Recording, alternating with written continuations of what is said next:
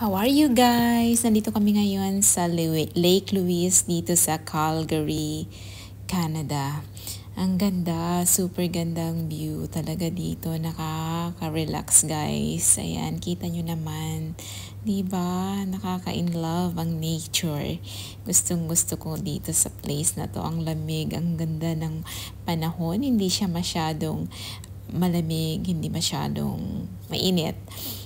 Foggy nga lang. So, pero maganda pa rin siya guys. As you can see, grabe talaga, nakakagaan sa pakiramdam. So, nandito tayo ngayon sa Lake Louise. Yan, dito sa Banff. Ayan, pag winter, nag-yellow ang lake na to. So, yan. Ang ganda, diba? Ang daming puno, ang clear ng tubig. Ayan, oh. Bali, nag-hike kami ng asawa ko. Yan yung waterfalls. Oh my God. Yan, ang ganda talaga niya. Tapos yan, napunta kami sa castle. Ang ganda rin niya, no? Nakakaloka. Pagi nga lang that time. Pero maganda pa rin siya. Yan, may lake din ulit dyan. Sarap siguro maligo dyan, kaso ang lamig.